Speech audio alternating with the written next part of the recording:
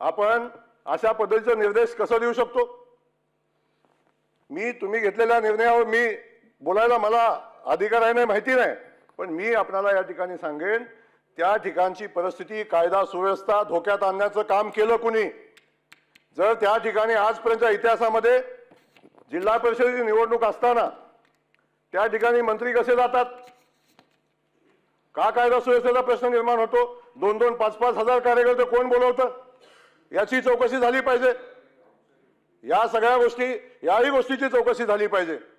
11 वाजता जिल्हा परिषदेची निवडणूक असताना जिल्हा परिषदेच्या सीओला 11 वाजता मीटिंग घ्यायला कोणी भाग पाडलं?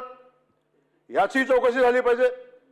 ज्या सभागृहापासून हाकेट म्हणजे अगदी 10 फूट 15 फुटाच्या अंतरावर 20 फुटाच्या अंतरावर बैठक कशी होते?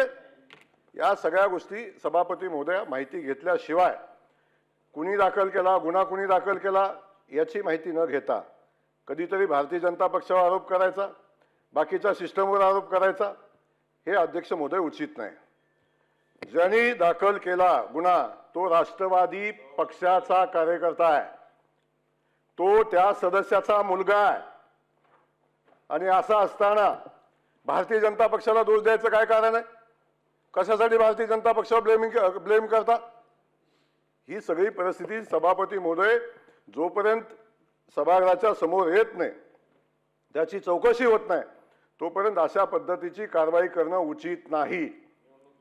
या सगळ्या परिस्थितीमध्ये अशा पद्धतीची भूमिका घेणं योग्य नाही.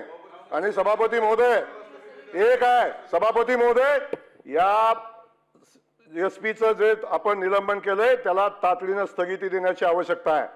निवडणुकीची प्रक्रिया आहे, निवडणूक बघेल सभापती महोदय.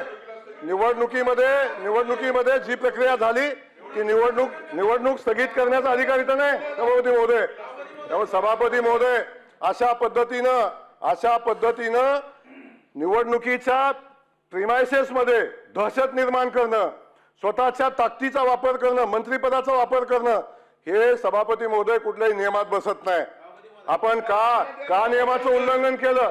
का 5,000 माणसं सभापती महोदयच्या जिल्हा परिषदेमध्ये घुसली? 5-5 हजार माणसं जिल्हा परिषदेमध्ये जातात निवडणूक चालू असताना सभापती महोदय. अशा पद्धतीचं वातावरण तिथं निर्माण करायचा, कायदा सुव्यवस्थेचा प्रश्न निर्माण करायचा आणि त्या ठिकाणी तो प्रश्न निर्माण करून सभापती महोदय निवडणुकीच्या अनुषंगानं अशा पद्धतीचं वातावरण